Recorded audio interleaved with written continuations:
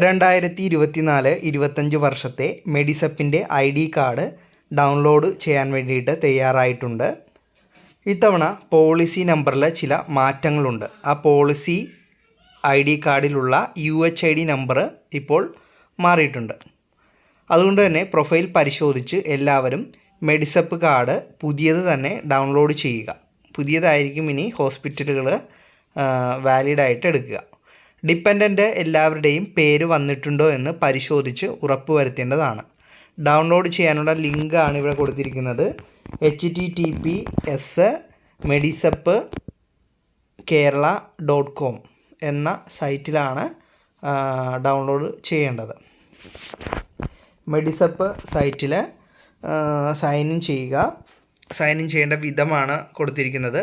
ഇവിടെ നിങ്ങൾക്ക് മെഡിസപ്പ് സൈറ്റിൽ കയറി കഴിഞ്ഞാൽ ഇങ്ങനെ ഒരു വിൻഡോയാണ് വരുന്നത്. അവിടെ ബെനിഫിഷ്യറിയിൽ മെഡിസപ്പിൻ്റെ ID ഉണ്ടാവും. മെഡിസപ്പിന് നിങ്ങൾക്കൊരു ID ഉണ്ട്, അത് അവിടെ എൻ്റർ ചെയ്ത് കൊടുക്കുക. അതിനുശേഷം നമ്മുടെ എംപ്ലോയ്മെൻറ്റ് ID അല്ലെങ്കിൽ പെൻ നമ്പർ അല്ലെങ്കിൽ പെൻഷൻകാരാണെങ്കിൽ PPO നമ്പർ എൻ്റർ ചെയ്ത് കൊടുക്കുക. പെൻ നമ്പറും അല്ലെങ്കിൽ PPO നമ്പറും എൻ്റർ ചെയ്ത് കൊടുക്കുക. അതിനുശേഷം സൈൻ ഇൻ ക്ലിക്ക് ചെയ്യുക. സൈൻ ഇൻ ക്ലിക്ക് ചെയ്ത് കഴിഞ്ഞാൽ നമ്മുടെ മെഡിസപ്പിൻ്റെ കാർഡ് അവിടെ വരുന്നതാണ്.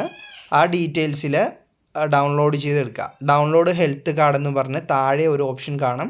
അതിൽ ക്ലിക്ക് ചെയ്ത് കഴിഞ്ഞാൽ PDF രൂപത്തിൽ കാർഡ് ഡൗൺലോഡായിട്ട് വരുന്നതാണ്.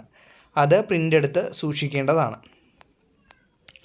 ഇനി ഈ കാർഡിൽ തന്നിരിക്കുന്ന കുറച്ച് വിവരങ്ങളാണിത്. Card is invalid if the policy is cancelled. അതായത് പോളിസി കാലാവധി കഴിഞ്ഞാൽ കാർഡ് ക്യാൻസൽ ആവുന്നതാണ്. അതുപോലെ തന്നെ ടോൾ ഫ്രീ നമ്പർ നിങ്ങൾക്ക് കാർഡിൽ നിന്ന് ലഭിക്കുന്നതാണ്. എന്തെങ്കിലും വിവരം അറിയണമെങ്കിൽ അതിലുള്ള ടോൾ ഫ്രീ നമ്പറിൽ വിളിച്ചന്വേഷിക്കാവുന്നതാണ്. മെഡിസപ്പിൻ്റെ ഇൻഷുറൻസ് ലഭിക്കണമെങ്കിൽ മെഡിസപ്പിൻ്റെ ID കാർഡ് ഉണ്ടാവണം. അതോടൊപ്പം തന്നെ ആധാർ കാർഡും ഫോട്ടോ ID പ്രൂഫും നമ്മൾ ഹാജരാക്കേണ്ടതുണ്ട്. ഇനി ഏതൊക്കെ ഹോസ്പിറ്റലുകളാണ് ഇപ്പോൾ ലഭ്യമായിട്ടുള്ളതെന്ന് മെഡിസപ്പ് പോർട്ടലിൽ നിങ്ങൾക്ക് ചെക്ക് ചെയ്യാവുന്നതാണ്. ഇനി എന്തെങ്കിലും പരാതികൾ ഉണ്ടെങ്കിൽ ഗ്രീവൻസ് ഫയൽ ചെയ്യണമെങ്കിൽ മെഡിസപ്പിൻ്റെ പോർട്ടലിൽ കയറിയിട്ട് അത് അവിടെ ചെയ്യാവുന്നതാണ്. കൂടുതൽ സംശയങ്ങൾ എന്തെങ്കിലും ഉണ്ടെങ്കിൽ കമൻറ്റ് ബോക്സിൽ രേഖപ്പെടുത്തുക.